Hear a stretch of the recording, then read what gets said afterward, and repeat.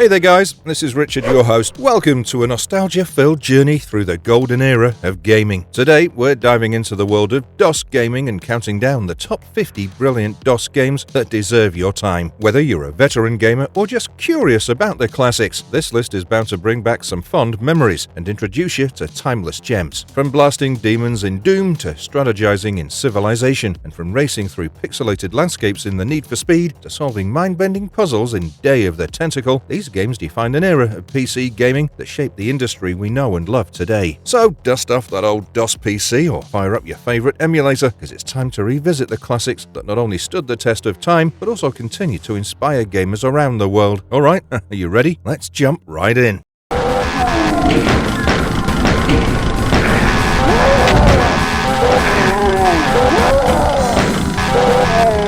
Doom, 1993. Created by the cool folks at id Software, Doom takes you on a wild ride through 3 episodes where things get real intense. You're up against a bunch of nasty demons that have taken over some military bases on the moons of Mars, and it all builds up to this crazy showdown with a cybernetic spider demon who's been pulling the strings behind this whole invasion. Now, the way Doom mixes things up is pretty rad. It's got this unique blend of 3D environments and 2D sprites, which gamers call 2.5D graphics. You're basically running through these maze-like levels, duking it out with hordes of demons and zombie-like humans. And it's not just about shooting everything in sight. You've got to be smart about managing your health, armor, and ammo. The weapons in Doom?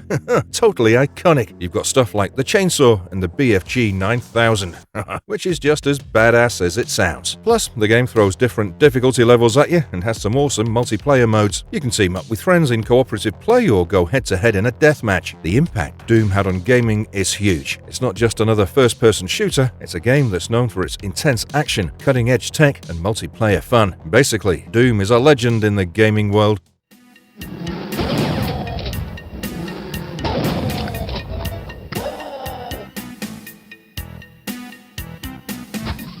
Duke Nukem 3D, 1996. Next up, we have Duke Nukem 3D, which was developed by 3D Realms. This one was a groundbreaking addition to the first-person shooter genre. In the early 21st century, it follows the titular character Duke Nukem as he combats an alien invasion on Earth. The game's narrative is light, focusing more on action and level progression. Duke's journey takes him through diverse settings, including city streets, military bases, and space stations. The plot, interspersed with humor and pop culture references, unfolds across various episodes where Duke confronts alien overlords and saves the Earth from invasion. Coming to the gameplay now, it offers a first-person shooting experience with a twist of interactive environments. Players navigate through non-linear levels, utilizing different pathways like air ducts and sewers. The game features a diverse arsenal, including conventional firearms and exotic weapons like freeze rays and shrink guns. Players engage with various enemies, ranging from alien invaders to mutated human foes, using these weapons and different strategies. It's of no doubt that this one stands out for super innovative level design, interactivity,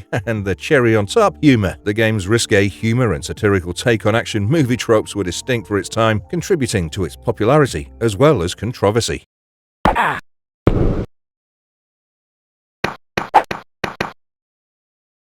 Prince of Persia, 1990. We all know about this cinematic platform game, Prince of Persia, and the legacy it carries. Picture this: medieval Persia, where our main guy, who's nameless by the way, finds himself locked up in some dingy dungeons. The scene's pretty intense. The Sultan's right-hand man Jafar is taken over, and he's given the Sultan's daughter a pretty grim choice: marry him or it's game over for her. So our hero's got to break out of the dungeon, zigzag through the palace, and take down Jafar before time runs out to save the princess and mess up Jafar's evil plans. In the classic DOS version, you're jumping through 12 levels, dodging traps and clashing swords with enemies, including the big bad Jafar himself. You've got your health to watch, potions to give you a boost or some cool powers, and a combat style that's pretty unique. Watch out for those spike pits and guillotines. Get ready to solve some tricky puzzles with gates and triggers. Our hero faces some wild challenges, like a bone-chilling skeletal swordsman and a creepy doppelganger, all leading up to the ultimate showdown with Jafar. This game's a legend for its super smooth animations, a story that hooks you in, tough gameplay, and spot-on design. It's a trailblazer with its fresh storytelling style and those fluid, realistic character moves that have made it an all-time favorite in the gaming world.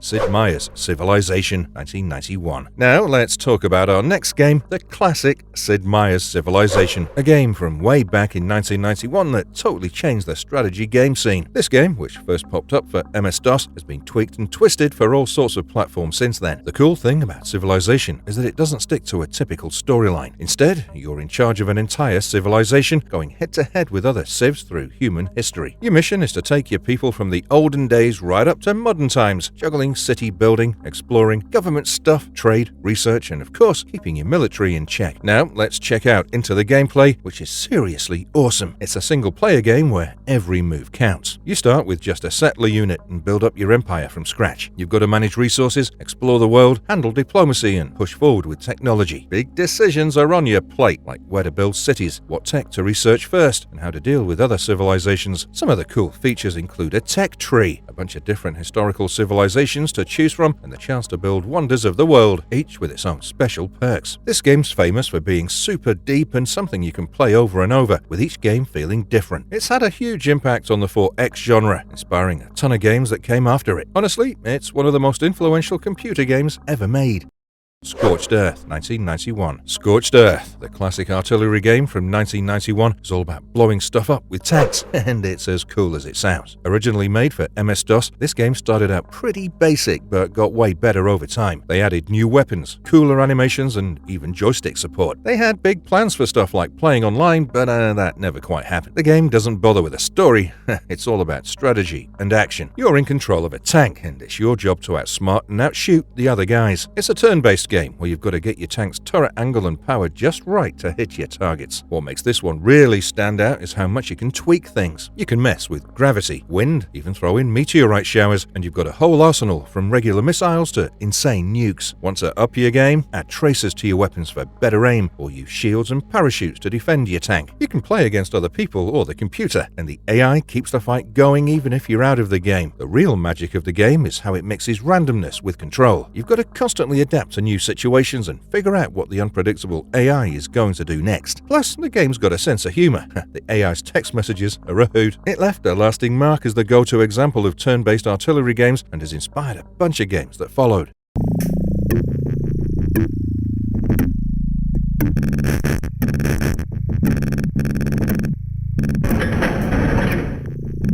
Wolfenstein 3D, 1992. Wolfenstein 3D is this epic first-person shooter game that was cooked up by id Software and served up by Apogee Software. It's split into episodes, and each one's got 9 levels that you have to work your way through, one by one, trying to find an elevator to bump you up to the next level. The gameplay? Well, it's all about duking it out with guards, some mean dogs, and other baddies, while keeping an eye on your ammo and health. You start off with some basic weapons, but as you move along, you can get your hands on a submachine gun and a chain gun, which is pretty awesome. If you're into sneaky moves, you can totally go stealth mode, especially when you're up against the Nazis. Scouring the levels for treasures and sniffing out secret passages is a big deal too. It boosts your score and leads you to hidden stashes of goodies. And get this, each episode ends with a boss fight. We're talking big-time baddies, like Adolf Hitler in a robot suit. Yeah. You heard that right. Plus, there are these cool deathcam replays when you can take down a boss and secret levels with their own special vibes. What really sets this game apart is its fast-paced action, mixed with exploration and combat challenges. It was a game changer, yeah, literally. The mix of historical and fictional stuff made for a really unique story. And the level design? Well, super innovative, with all the hidden rooms and secret levels adding tons of replay value. This game didn't just make a splash in the gaming world, it pretty much reshaped the whole first-person shooter genre and became a total classic.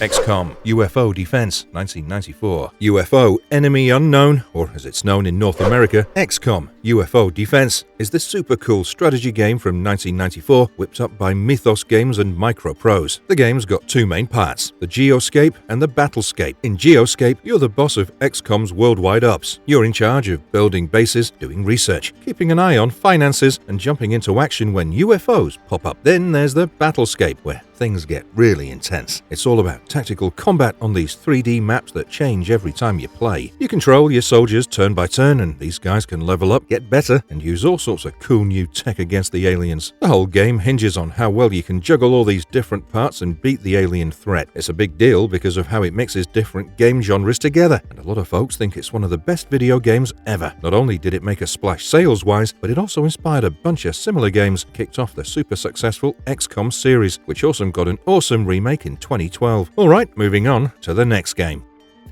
SimCity 1989. SimCity, also known as Micropolis or SimCity Classic, is the super cool city building simulation game created by Will Wright. This OG game is all about your skills in building and keeping a city alive and kicking. You're the one in charge, and whether your city thrives or tanks it is all on you. It's like getting a crash course in urban planning and management. In this game, you've got a sandbox style setup, which means you can build and run your city however you like, with no specific end goals. You get to zone land for houses, shops and factories, put up buildings, figure out taxes, and lay down all the infrastructure. It's a balancing act. You've got to keep an eye on traffic, power, crime rates, and more to make your city a great place to live. And just when you think you've got it all sorted, the game throws in disasters like floods, fires, and even monster attacks to keep you on your toes. The SNES version even throws in some cool reward buildings. People love this game because it's not just fun, it's like a lesson in urban planning, politics, and economics. Its open-ended style and sandbox mode were totally groundbreaking at the time. It really set the stage for urban simulation games and played a huge part in the success of Maxis as a game publisher. And let's not forget, it paved the way for the mega popular The Sims series.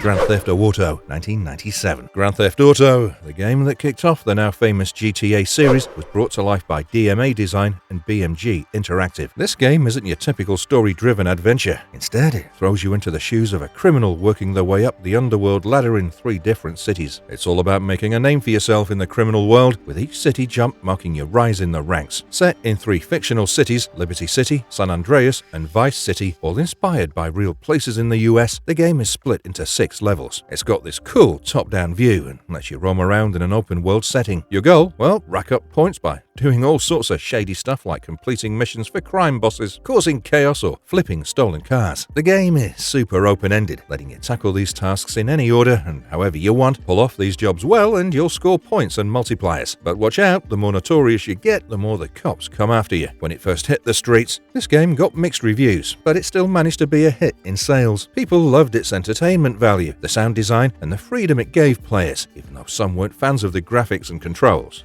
Over time, it's earned its stripes as a game changer in the action-adventure genre. And the best part, it led to 2 expansions set in the swinging 60s in England and kicked off a series that's become one of the top-selling video game franchises ever. Aye, aye, sir. Underway. Aye, Captain. Aye, Captain. Aye, aye, sir.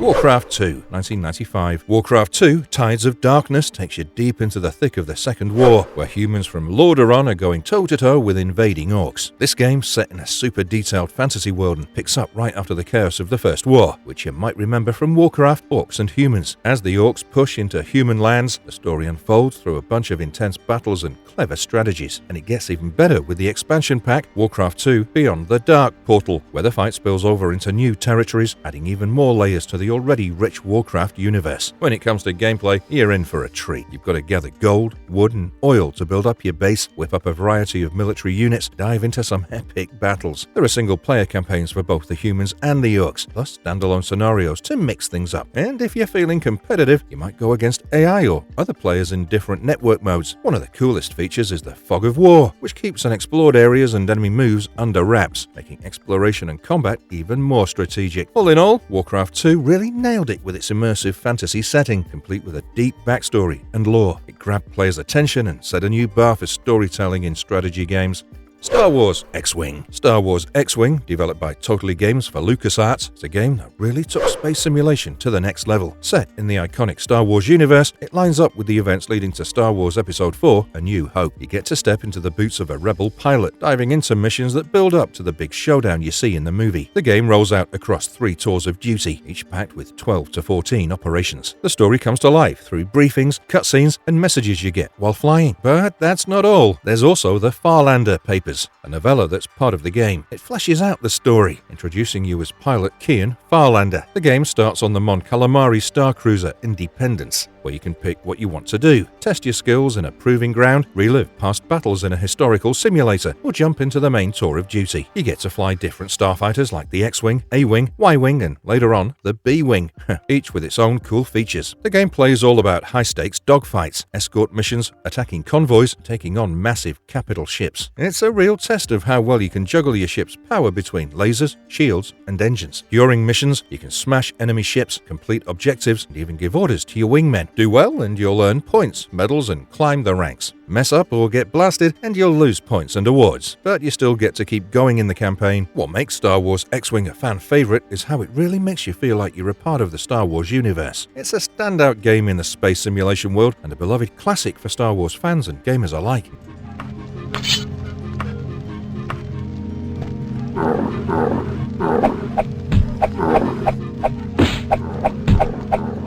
The Elder Scrolls II Daggerfall, 1996. Next on our gaming journey is The Elder Scrolls II Daggerfall, which hit the scene right after The Elder Scrolls Arena in 1994. Let's dive into the story. You're on a mission in the Iliac Bay, sandwiched between High Rock and Hammerfell, all because the Emperor asked for a favor. Your main goals? Free the ghost of King Lysandus and solve the riddle of a lost letter from the Emperor. The plot thickens with the Mantella, a crucial item for bringing a mega-powerful golem back to life and a bunch of factions trying to grab power. Your choices in the game really matter. They decide what happens to the Mantella and lead to different endings. You might see the Orcs create Orsinium, the Empire take over Tamriel again, or even watch Manny Marco turn into a god. Gameplay-wise, this game is massive. We're talking over 15,000 places to check out in High Rock and Hammerfell. You can join guilds, go on quests, climb the ranks, and your actions will affect how NPCs and factions see you. The game's got this cool system for making your own spells and enchanting gear. Plus, you can turn into wild stuff like vampires or werewolves. Combat's all about using your mouse to swing weapons, face a bunch of enemies, including the tough Daedra. The real deal with this game is the freedom it gives you. You've got this huge world to explore and tons of ways to interact with it. This mix of open world exploration and deep gameplay made Daggerfall both a critical and commercial hit. It really set the stage for future titles in the Elder Scrolls series, carved out its place as a landmark RPG.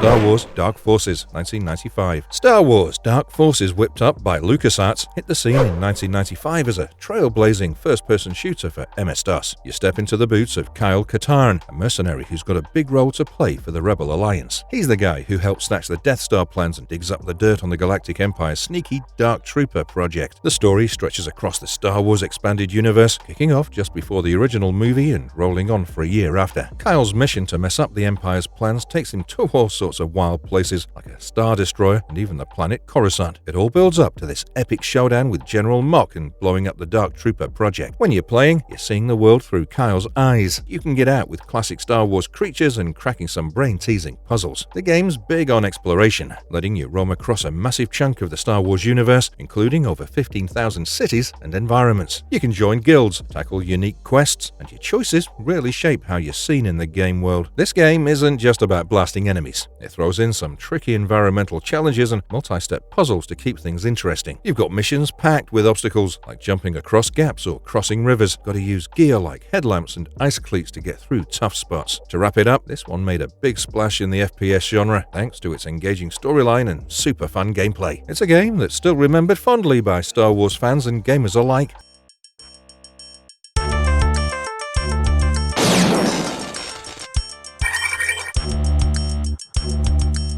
System Shock, 1994. Developed by Looking Glass Technologies and published by Origin Systems, System Shock hit the gaming world in 1994 as a revolutionary first-person action-adventure game. Let's jump into the storyline. It's 2072, and you're thrown into a cyberpunk space station setting. You play as a nameless security hacker who finds himself tangled in a dangerous plot by the evil AI Shodan. The game's all about outsmarting Shodan's sinister plans, which involve creating some seriously tough battle droids and power-armored stormtroopers.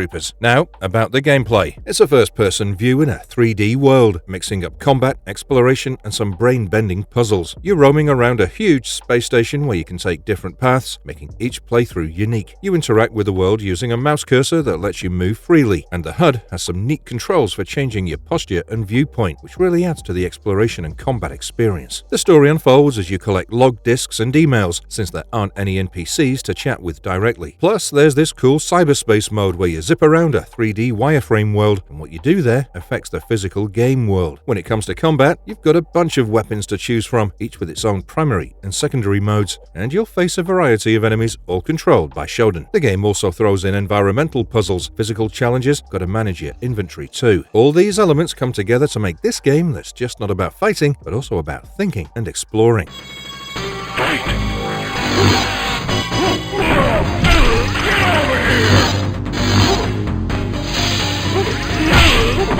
Mortal Kombat, 1993. Mortal Kombat, the game that kicked off the legendary series, burst onto the scene in 1992. Developed and published by Midway, this fighting game takes place in Earthrealm, specifically on Shang Tsung's island, where a super intense martial arts tournament is going down. There are 7 fighters, each with their own reasons for joining the fray. The plot thickens with the sorcerer Shang Tsung and the mighty Goro trying to win the tournament to help Shao Kahn, the big bad emperor of Outworld, invade Earthrealm. Spoiler alert, Liu Kang is the guy who comes out on top, knocking down both Goro and Shang Tsung and putting a stop to their evil plans. When it comes to gameplay, this one's all about those intense one-on-one matches. Your goal is simple: drain your opponent's health bar before they do the same to you. With an 8-way joystick and 5 buttons, you can unleash a whole arsenal of attacks, special moves, and the game-changing fatalities, depending on how close you are to your opponent. It's got cool features like juggling and a block system that really sets it apart from other fighting games at the time. You'll face a series of AI opponents, leading up to showdowns with Goro and then Shang Tsung himself.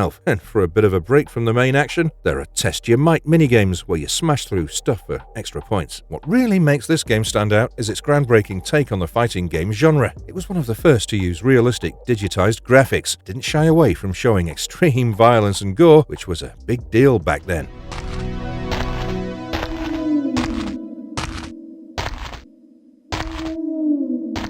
Alone in the Dark 3, 1994. Alone in the Dark 3, the third entry in the Alone in the Dark video game series, was rolled out by Infogames Multimedia in 1995. This time around, the story's set in 1925 and follows Edward Carnby, who's now got a rep as the supernatural private eye thanks to his past escapades. He's called to Slaughter Gulch, a creepy abandoned ghost town in California's Mojave Desert, to figure out what happened to a missing film crew, which includes Emily Hartwood from the first game. Carnby quickly finds himself tangled up in a curse that's got the town in its grip, with a wicked cowboy named Jed Stone at the heart of it all. As things unfold, you'll bump into classic zombies, and then the story takes a wild turn into radioactive mutation territory, leading to some seriously freaky encounters with creatures that look like they've walked straight out of a radiation nightmare. The gameplay is a cool mix of action, puzzle solving, and exploration. You've got to be sharp in combat and smart with your strategies. What really sets this game apart is how it blends the survival horror genre with a Wild West vibe, giving players a really unique experience. The game keeps you on your toes by switching up the enemies, starting with human-like foes and then throwing in more monstrous creatures. It's a wild ride that keeps the gameplay fresh and challenging. Fallout, 1997. Fallout, a post-nuclear role-playing game that really shook things up, was developed and published by Interplay Productions, the brainchild of Tim Kaine. It started coming together in 1994. Set in a post-apocalyptic world of the mid-22nd century, the game throws you into the shoes of the Vault Dweller from Vault 13. Your mission is to find a computer chip to fix your vault's busted water supply. As you journey through a retro-futuristic wasteland left behind after a nuclear war between the US and China, you'll meet survivors and get into turn-based turn-based battles. Now let's talk about gameplay. You kick things off by creating your character, tweaking attributes like strength, perception, and luck. You'll spend your time exploring the wasteland, tackling quests, and diving into turn-based combat that uses an action point system. The choices you make are a big deal. They can change how the game ends, and you've got options like fighting, talking things out, or sneaking around. Some cool features include trading with NPCs, teaming up with companions, and using the Pip-Boy 2000 to keep track of your quests and stats. This game wasn't just a hit, it breathed new life into the role-playing genre. It scooped up multiple awards and is often ranked as one of the greatest video games ever. With 600,000 copies sold worldwide, it wasn't just a commercial success, it set new trends, leading to a bunch of awesome sequels and spin-offs.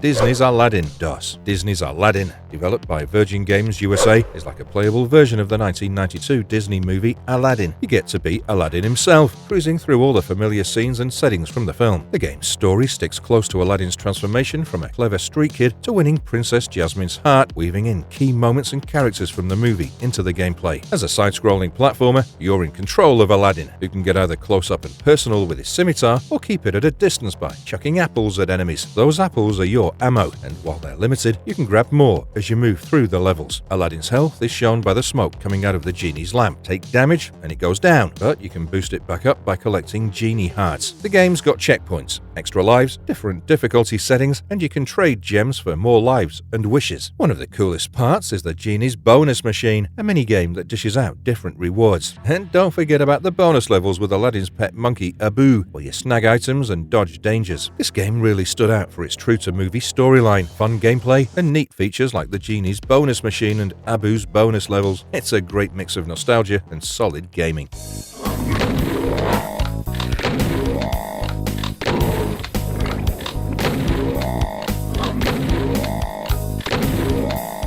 Doom 2, 1994. Doom 2, Hell on Earth, whipped up by id Software, is the epic sequel to the game-changing first-person shooter Doom. Picking up where the original left off, Doom 2 throws you back into the boots of the Doom guy, who's just come back to Earth. But surprise, surprise, the place is swarming with demons from hell.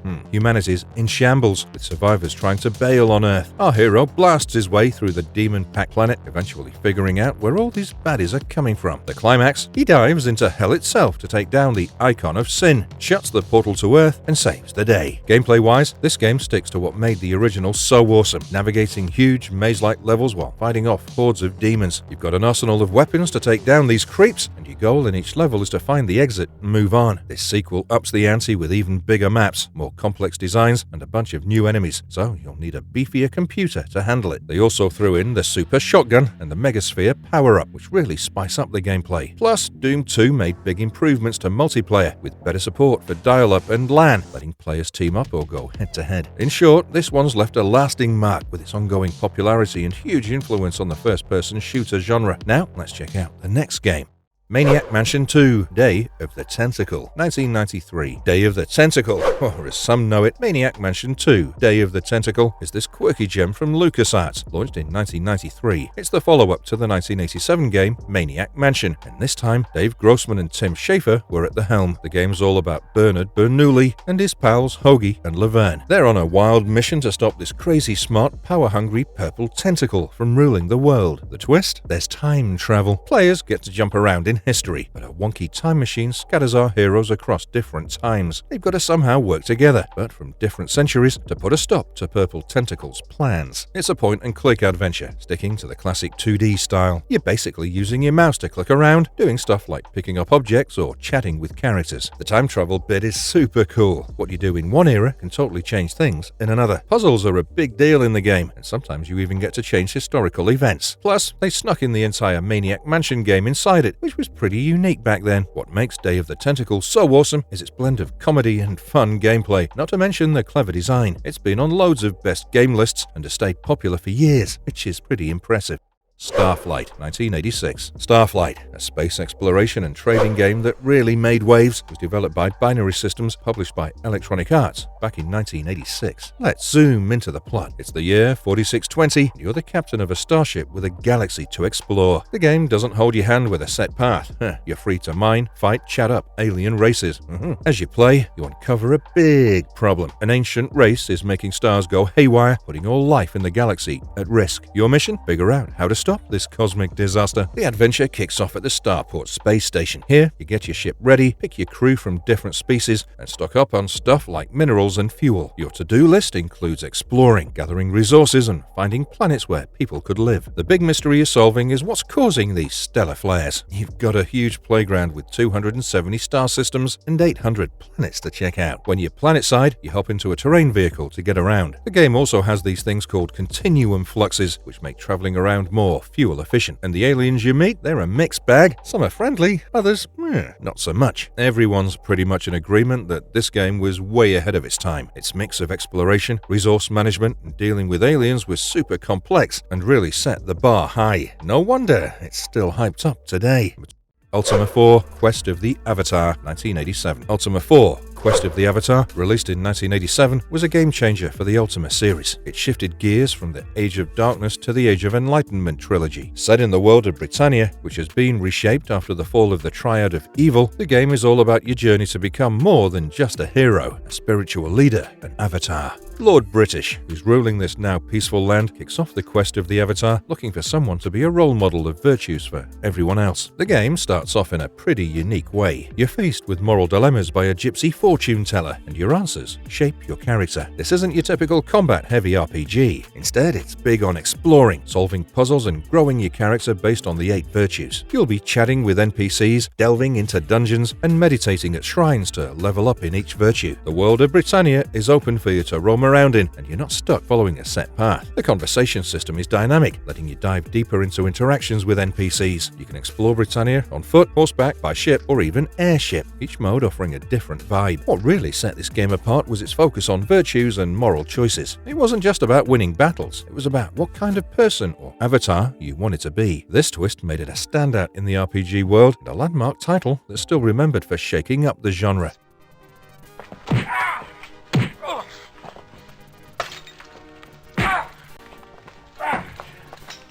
Indiana Jones and the Fate of Atlantis, 1992. Alright, let's talk about a real classic, Indiana Jones and the Fate of Atlantis. This game is a total blast from the past with its point-and-click style. You're basically using a bunch of verbs to interact with everything and everyone around you. But here's where it gets really cool. The game has 3 different paths: team, wits, and fists. Each one changes how the story unfolds, the puzzles you solve, and the way you play the game. In the team path, you're working alongside Sophia, while the wits path is all about cracking puzzles, and the fists path, well, that's for the action lovers. One of the big twists in this game is that your character, good old Indy, can actually bite the dust in certain situations. Plus, there's a scoring system that keeps track of all the cool stuff you do during your adventure. The option to choose your path really amps up the replay value. Play it again and again and it feels different each time. The game wasn't just a hit, it was a home run, especially with its top-notch voice acting in the CD-ROM version. It sold 1 million units and is often called one of the greatest video games ever. Thanks to its success, they even made comic series based on it and re-released it for modern platforms. Indiana Jones and the Fate of Atlantis isn't just a game, it's a legend in the adventure gaming world.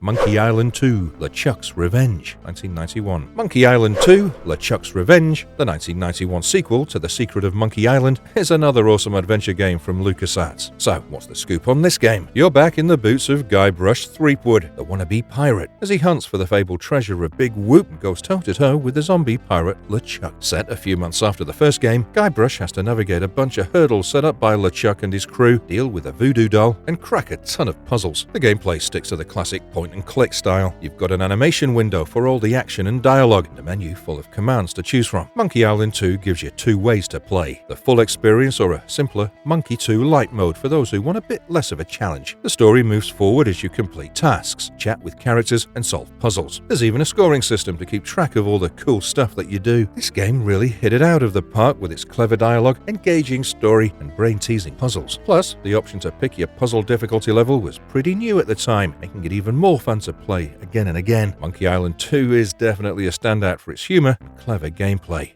Ultima 6, The False Prophet, 1990. Ultima 6, The False Prophet, released in 1990 by Origin Systems, is a big deal in the Ultima series, wrapping up the Age of Enlightenment trilogy. This time around, you're back in Britannia, which is now tangled up in a war with some enigmatic gargoyles. The game starts with a bang. You, the Avatar, are about to become gargoyle sacrifice material. But don't worry, your buddies Shamino, Dupre, and Iolo swoop in for a dramatic rescue. After your close call, you head to Castle Britannia to get the lowdown on what's happening. Turns out, the gargoyles have taken over Britannia's shrines of virtue. As you dive deeper into the game, you start to see things from the gargoyles' point of view, realizing they've got their own virtues. So, what started as a fight against them turns into a quest for peace and understanding. Now, let's talk gameplay. Ultima 6 ditches the multiple scales used in earlier games for a single scale environment. This means towns, castles, and dungeons are all part of the main map, not separate little areas. The game keeps the basic tile system and layout from before, but cranks up the visuals with a colourful, detailed, oblique view, perfect for the VGA graphics cards back then. NPCs now have portraits, which really adds to the conversations you have with them. With its updated graphics, engaging plot, and fresh gameplay mechanics, Ultima 6 stands out as a truly unique RPG. You're no mess with Wang. Shadow Warrior, 1997. Shadow Warrior, a first-person shooter developed by 3D Realms and published by GT Interactive, is a total blast from the past. You're in the shoes of Wang, a bodyguard for Zilla Enterprises in a futuristic Japan. Things get wild when Wang finds out his boss is using some seriously dark creatures to try and take over Japan. He's not about that life, so he quits and sets out to stop them. The game wraps up with Wang defeating the big bad Master Zilla, but with a hint that their paths might cross again. The gameplay gives off some serious Duke Nukem 3D vibes. You're controlling Wang as he moves through 3D environments, taking down enemies and cracking puzzles. The arsenal's pretty cool. You've got traditional Japanese weapons like a katana and shurikens, mixed with firearms like Uzis and a railgun. And get this, you can even use enemy heads and hearts as weapons. Plus, there are vehicles you can drive and different firing modes for your weapons. This game was pretty ahead of its time. It brought in stuff like drivable vehicles, turrets, and multiple weapon firing modes, which you didn't really see much in first-person shooters back then. It's definitely one of those ambitious games that left a mark on the genre.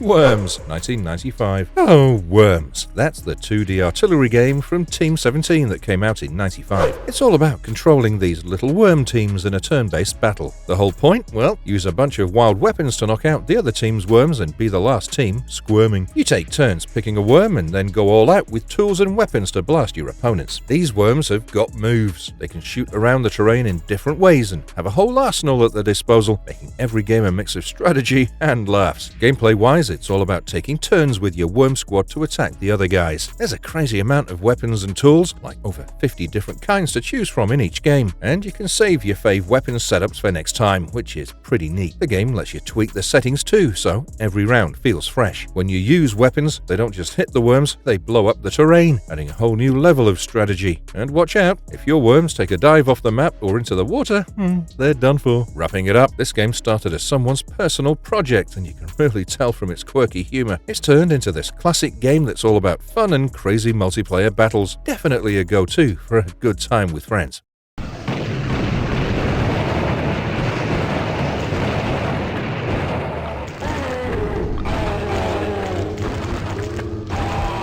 Blood, 1997. Blood, developed by Monolith Productions and published by GT Interactive, is this rad 3D first-person shooter that really takes you back. They built it using Ken Silverman's build engine, and it's got this whole undead gunslinger vibe going on. The main guy, Caleb, is on a mission for revenge against the dark god Chernobog. The game's got a mix of occult and horror themes. It's set in this wild mashup of the 1920s to 1940s, but with a twist of futuristic and retro-futuristic tech. It's like stepping into a time warp with a spooky edge. Caleb's journey for payback takes him through all sorts of creepy places, facing off against occult baddies and some big-time bosses. Gameplay-wise, this one gives off strong classic FPS feels, kinda like Doom. In single player, you're Caleb, working your way through levels and episodes, hunting for exits and duking it out in boss fights. The game throws in a bunch of cool stuff like teleporters, traps, jumping puzzles, and even doors with combination locks. They spiced up the combat with weapons that have alternate or secondary attack modes. The weapon lineup is pretty unique. Think flare guns, voodoo dolls, and even an aerosol canister that turns into a flamethrower. Plus, there's this power-up called Guns Akimbo that lets you dual-wield certain weapons. And let's not forget the multiplayer mode, Bloodbath, where you can get into some intense death matches or team up for cooperative play. This game didn't just stop there. It kept the hype going with expansion packs, a sequel, and even a remaster, making sure it stayed on gamers' radars.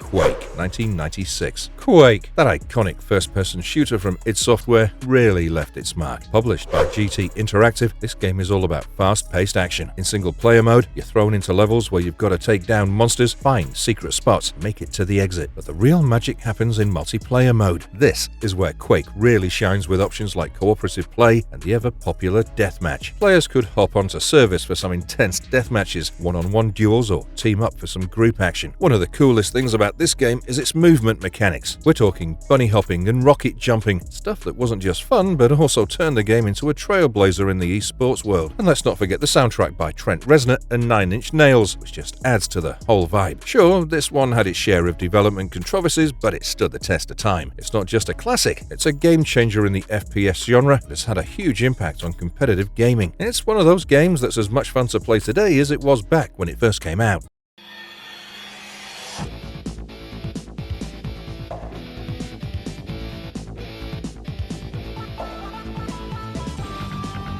The Need for Speed, 1995. The Need for Speed, that classic street racing game from EA Canada, is all about the thrill of high-speed racing. It's not bogged down with a story, it's straight up tearing up the streets in some seriously cool cars. You get to drive 8 licensed sports cars, racing on different tracks, dodging traffic, hitting checkpoints, and of course, dealing with the cops. The whole vibe is about giving you a real-deal racing experience. Gameplay-wise, you're jumping into the driver's seat of some sweet sports cars, including exotic beauties and slick Japanese imports.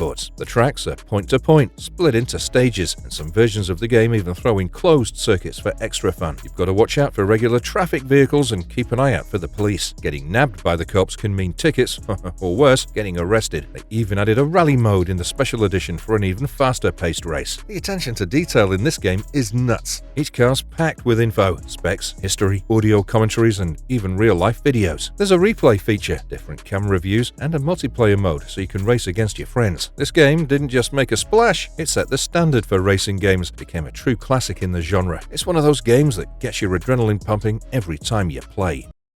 Risk, 1986. Risk is like the granddaddy of all tabletop battles. It's all about stepping into the shoes of world leaders and duking it out for control of their planet. The game board's a map of the world, split into 42 territories across 6 continents. You're in charge of armies, making and breaking alliances, and getting into some intense battles. And because the battles are decided by dice rolls, you never know what's gonna happen next. It's a wild mix of strategy and luck. One of the coolest things about the game is how it's evolved over the years. There are tons of different editions and versions themed around popular franchises, so there's something for everyone. Whether you're into a classic strategy or you're a fan of a particular movie or TV show, there's probably a Risk version for you. Playing this one is a brain workout. You've got to think on your feet, make alliances, plan your moves carefully. It doesn't matter if you're a strategy pro or just getting into board games, Risk is a blast. And the fun doesn't stop at the tabletop. With digital versions and mobile apps, new generations of players are getting hooked on the thrill of trying to take over the world. Risk isn't just a game, it's a classic that's been bringing people together for epic battles for years.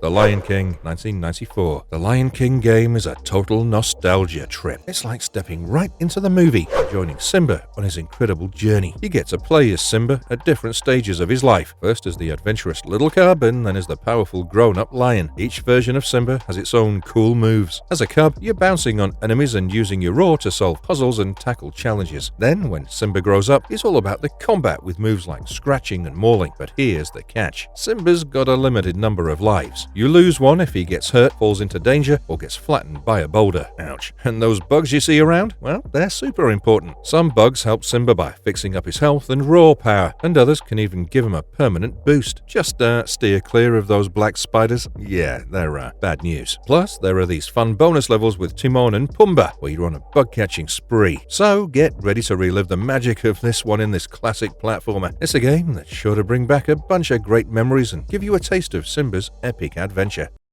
The Secret of Monkey Island, 1990. The Secret of Monkey Island, that gem from 1990, is a point-and-click adventure that's all about pirates and laughs. Developed and published by Lucasfilm Games, it takes you to a fictional Caribbean during the golden age of piracy. You're Guybrush Threepwood, a dude with big dreams of becoming a pirate. Arr! Guybrush lands on Melee Island, ready to prove himself. The local pirate leaders challenge him with 3 trials: a sword duel, treasure hunting, and swiping a valuable idol. But it's not all swashbuckling and treasure maps. Guybrush hears about the ghost pirate LeChuck, who's got a tragic love story with Governor Elaine Marley and a mysterious connection to Monkey Island. The cast of characters is a riot. You've got a voodoo priestess, Stan, the used boat salesman, he's a hoot, and a bunch of others. Just as Guybrush is getting the hang of things, LeChuck and his undead crew raid the island, kidnap Elaine, and head for Monkey Island. Guybrush isn't about to let that slide. He puts together a crew and sets sail for a rescue mission. On Monkey Island, things get even weirder. Guybrush deals with cannibals, sorts out their problems, and gets his hands on a ghost-busting elixir. Back on Melee Island, he crashes Elaine's wedding to LeChuck, and what follows is pure chaos. The showdown has a hilarious twist with root beer.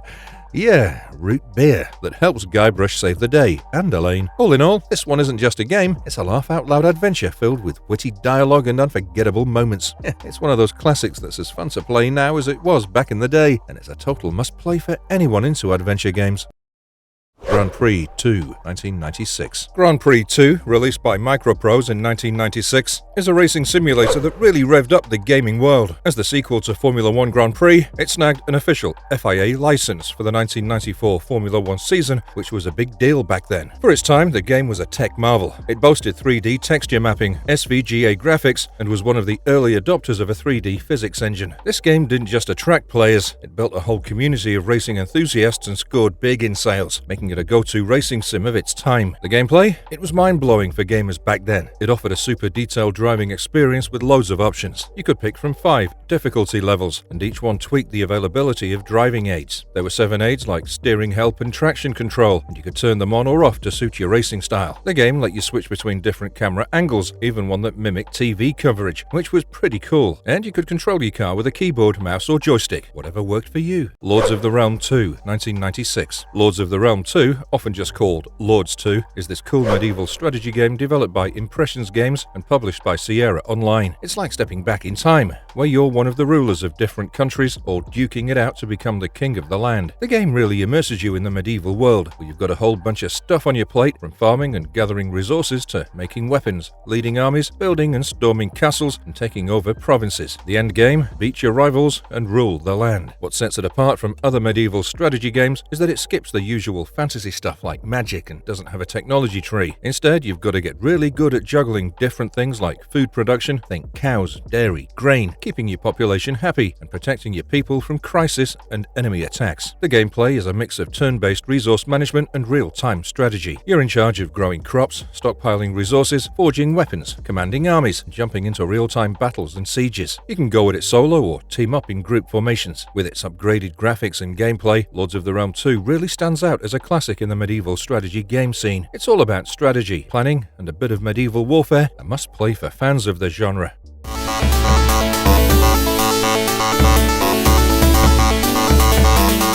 Skyroads, 1993. Skyroads, a remake of the game Cosmonaut by Blue Moon Software, hit the scene in 1993 and quickly became a hit. This game isn't about a deep story. Instead, it's all about giving you a super engaging gameplay experience set in space. You're in control of a spacecraft, zooming through a series of space roads filled with all sorts of obstacles and challenges. The challenge in this game is all about keeping your ship under control, dodging obstacles, and making your way through roads that get trickier and more dangerous as you go. If your ship crashes, runs out of fuel or oxygen, or falls falls off the roads, you have to start the level over. What makes it so cool is its simplicity. There's no plot to distract you. It's just you trying to master the game's mechanics and rack up high scores. It's gathered a dedicated fan base and is remembered as a classic for its addictive gameplay and tough levels. If you're into games that test your reflexes and keep you on the edge of your seat, well, this game is definitely worth a play. Checkpoint.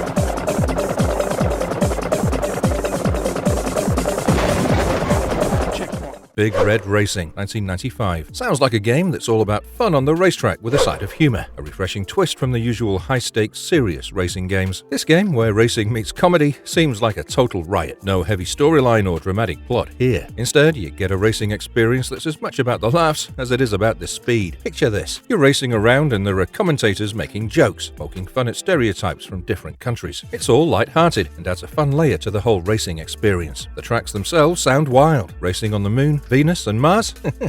That's not something you see every day. Each course having a witty subtitle inspired by famous phrases or movie titles adds to the charm. It's like a little inside joke for every race. Customization sounds like a big part of the game too. Being able to change up your driver's look and tweak your vehicle with different colors and decals means you can really make your racing experience your own. This game seems like it's perfect for anyone looking for a racing game that doesn't take itself too seriously. It's all about the thrill of the race, the joy of customization, and most importantly, having a good laugh while you're at it. If you're up for some light-hearted racing with quirky commentary, this game sounds like a winner.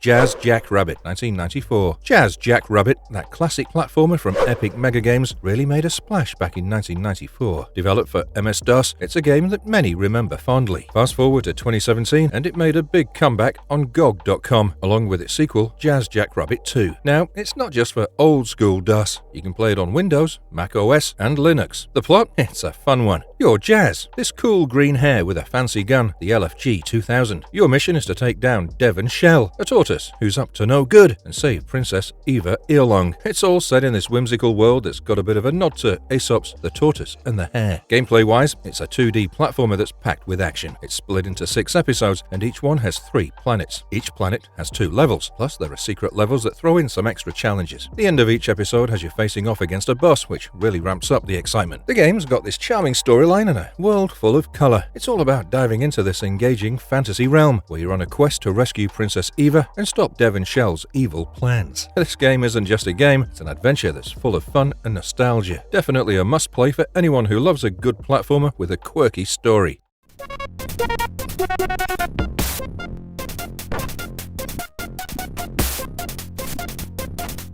Ultima Underworld, The Stygian Abyss, 1992. Ultima Underworld, The Stygian Abyss, released in 1992, is a real game-changer in the gaming world. Set in the magical realm of Britannia, plunges you deep into the Great Stygian Abyss, a massive underground dungeon that's home to the ruins of a once utopian civilization. You play as the Avatar, tasked with a daring rescue mission to save a baron's daughter. But this isn't your typical dungeon crawler. The journey through the abyss is non-linear, giving you the freedom to explore and tackle challenges in, whatever order you choose. This sense of freedom is a big part of what makes the game so special. The gameplay is a rich blend of exploration, combat, and magic, but what really sets it apart is its 3D environment, way ahead of its time. You're in a world where physics, weapon degradation, and character progression all come together in a way that feels real and immersive. The game's approach to exploration, where you're free to roam and interact with the world as you please, gives you a sense of control and agency that was pretty groundbreaking back then. This one's more than just an RPG. It's a marriage of realism and fantasy, packed with interactivity and innovation. It's a timeless classic that's left a lasting impact on the gaming universe, appealing to both RPG enthusiasts and fans of immersive exploratory gameplay. Definitely a landmark title in the world of gaming. Command & Conquer Red Alert, 1996. Command & Conquer Red Alert, developed by Westwood Studios and released in 1996, is a standout title in the Command & Conquer series. The game spins an intriguing alternate universe tale, thanks to Einstein's time travel antics that erased Hitler, paved the way for the Soviet Union's rise under Stalin. This leads to a massive showdown between the Soviet forces and the Western European countries, united as the Allied nations. The game wraps up with 2 different endings, depending on which side you're on. If you're with the Allies, you'll see Stalin's regime regime crumble. Choose the Soviet side, and you uncover a conspiracy by the Brotherhood of Nod. This game nails the real-time strategy gameplay. You're juggling unit control and base building, all while gathering resources like ores and gems to fund your war efforts. Power management is key to keeping your base running smoothly. Each faction, the Soviets and the Allies, has its own unique units and strengths, pushing you to think strategically and make the most of what you've got. The Soviets are all about tough vehicles and solid defense, though the naval game isn't the strongest. The Allies, on the other hand, have faster, more cost-effective units and dominate at sea. Each side has its own cool tech and abilities, like the Soviets' Tesla coils and Iron Curtain, and the Allies' spies, gap generators, and chronosphere. Red Alert isn't just about the single-player campaign, its multiplayer mode is a blast too. The game's impact on the gaming world is huge. It's not only super popular, but also influenced a ton of strategy games that came after it. If you're into strategy and alternate history, Command & Conquer Red Alert is a must-play.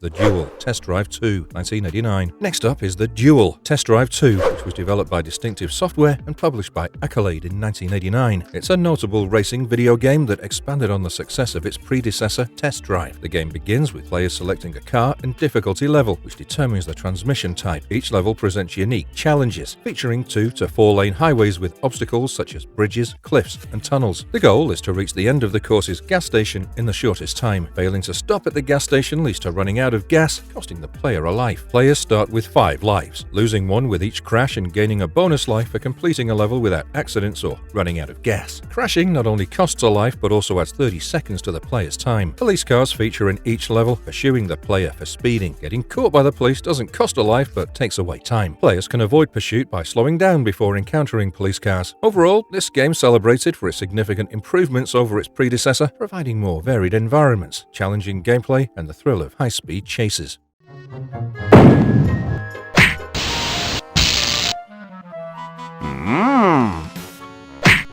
Day of the Tentacle, 1993. Day of the Tentacle, or as it's sometimes called, Maniac Mansion 2. Day of the Tentacle is like a blast from the past, released back in 1993 by LucasArts. So, what's the deal with this game? Well, it's all about stopping the world domination dreams of Purple Tentacle, a really smart and evil tentacle. You've got Bernard, Hoagie, and Laverne on the job, and they're in for a wild ride. Gameplay is all about point-and-click fun. You move the gang around and interact with stuff by clicking with your trusty mouse. But what makes this game unique is time travel. Yeah, you heard that right. Your heroes get stuck in different time periods thanks to a funky time machine. You'll switch between them, solving puzzles in the past that impact the future. It's mind-bending and super fun. The game's got that cool cartoon look and healthy dose of humor. Critics loved it when it first came out, and it still holds up today. If you're into classic adventure games and want some laughs along the way, well, this one would totally be your must-play list.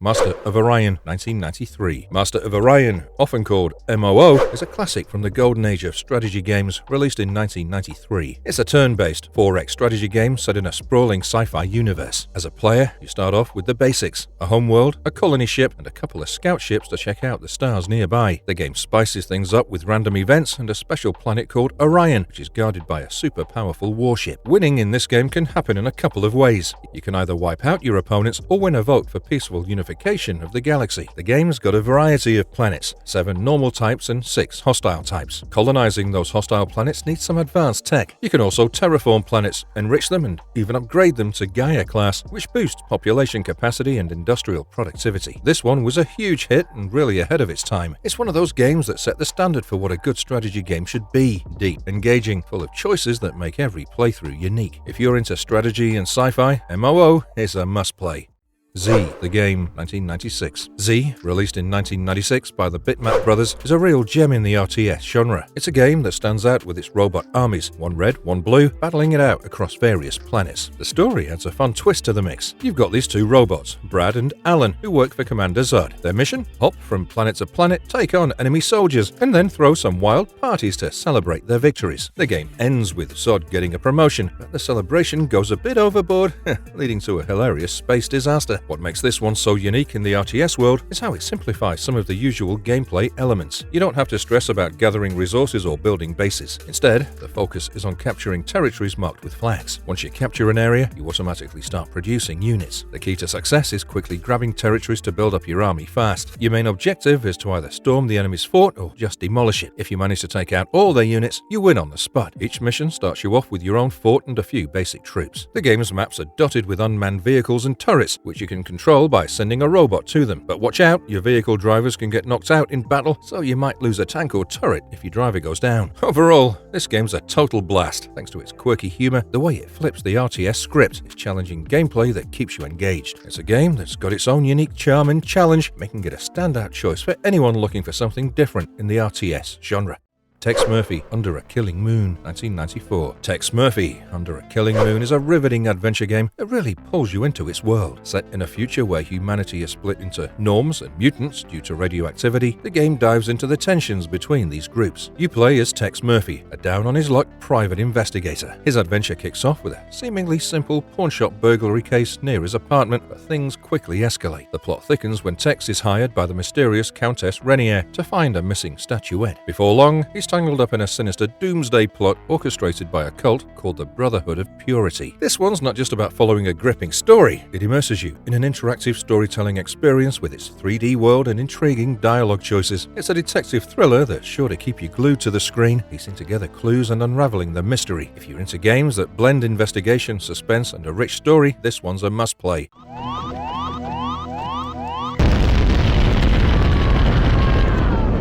Syndicate Wars, 1996. Syndicate Wars throws you into this wild, futuristic world where megacorporations are the big dogs, and a radical group called the Church of the New Epoch is shaking things up. You're in the shoes of an agent working for Eurocorps, and you've got your hands full dealing with threats from this church and even some troublemakers in your own ranks. As you get deeper into the game, you find out that the Church of the New Epoch has unleashed a virus. Their goal? Knock down corporate rule and set up their own brand of mind control. The story heats up with a showdown between Eurocorps and the Church, and it all comes to a head in a fight over the moon and the future of humanity. Gameplay-wise, it's all about strategy and tactics. You're leading a team of agents. You can pick from Eurocorps or the Church, and you've got a bunch of missions to tackle. These range from assassinations to thefts to convincing people to see things your way. You can gear up with different weapons and equipment, and the cool part is, almost everything in the game world can be destroyed. The choices you make really matter and will steer how the game ends. So gear up and get ready to dive into a game that's not just about pulling off missions, it's about making big decisions and shaping the future. This one's a thrill ride for anyone who loves a good mix of action, strategy, and a story that keeps you guessing.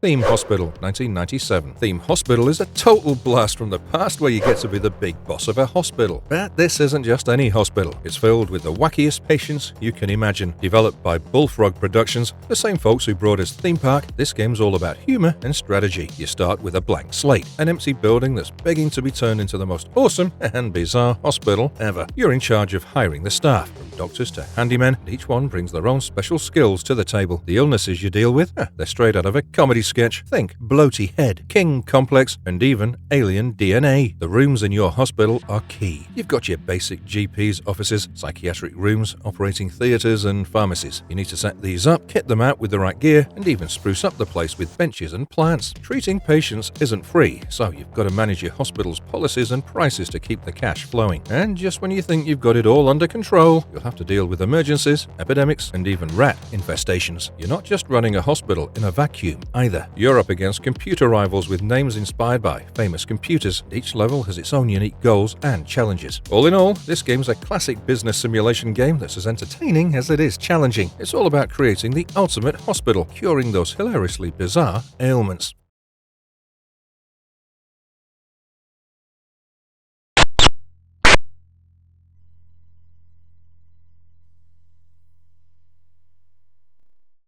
Battle Chess, 1988. Battle Chess takes the classic game of chess and adds a playful twist with a 2.5D graphics and entertaining fighting animations that bring the chess pieces to life. The game stays true to traditional chess rules, but with a delightful difference. When one piece moves onto a square occupied by another, a battle animation ensues, depicting the outcome of the clash. Whether it's a rook turning into a rook monster to defeat a pawn or a knight battle reminiscent of Monty Python's Black Knight scene, each encounter is a visual treat. Checkmate is no longer a silent victory. The victorious pieces engage in a fight with the king to secure the win. With 6 different piece types for each color, there's a total of 35 unique battle animations. You can choose to play in a 2D version without animations, or enjoy the fully voiced introduction in the Amiga CD-TV version, which explains piece movements for beginners. Battle chess can be played against a human opponent or against the AI, which boasts an opening library of over 30,000 moves. This charming twist on chess has stood the test of time, and continues to captivate players with its whimsical take on the classic game.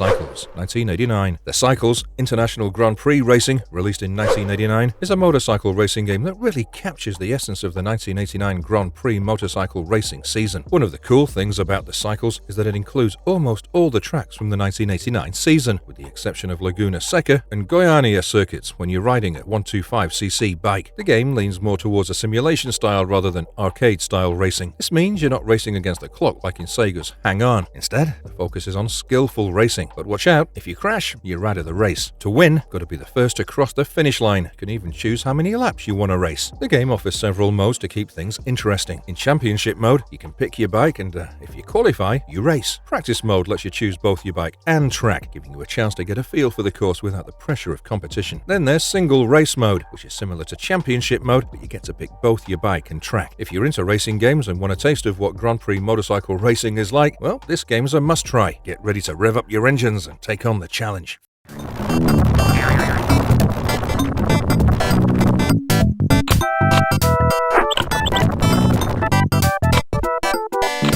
The Incredible Machine 2, 1994. The Incredible Machine 2, released in 1994, is a real treat for puzzle lovers and creative minds. Part of the beloved The Incredible Machine series, this game for DOS took the puzzle-solving and inventive spirit of the series to new heights. It's all about setting up complex, Rube Goldberg-style machines to solve puzzles that get trickier as you go along. The game's concept is super fun. Got a bunch of different parts and contraptions at your disposal, and your job is to arrange them in a way that triggers a chain reaction. The end goal? It could be anything from popping balloons to lighting up bulbs. Each level ups the ante, pushing you to think more creatively and strategically. This one wasn't just more of the same. It brought some cool improvements to the table. Graphics, sound, and music got a major upgrade, making the whole experience even more engaging. There were new levels to tackle, bigger variety of parts to play with, and a slicker interface. But the real game changer was the custom puzzle feature. Now you could create your own puzzles and set the conditions for solving them. This added a whole new layer of creativity and replayability to the game. Even though later versions of the game focused on updating it for newer operating systems and sprucing up the graphics and sound, this game stands out as a significant leap forward in gameplay and creative freedom. It's a classic that's sure to challenge and delight anyone who loves a good puzzle and enjoys thinking outside the box.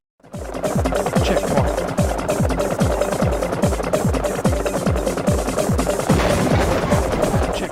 Marvelous verdict, and there you have it, folks. The top 50 brilliant DOS games that sure deserve your time. We hope you enjoyed this trip down memory lane as much as we did. These games have left a memorable mark on the gaming world, continue to capture the hearts of gamers, young and old. From the adrenaline-pumping action of Doom, the strategic brilliance of Civilization, DOS gaming offered a diverse and unforgettable experience. So, whether you're reliving these classics or discovering them for the first time, remember that great games never age. They simply become timeless classics. If you have a favorite DOS game that didn't make the list, share it in the comments below. Don't forget to give us a thumbs up if you enjoyed this video, and be sure to subscribe for more gaming nostalgia and exciting adventures in the world of gaming. Thanks for joining us today, and until next time, happy gaming.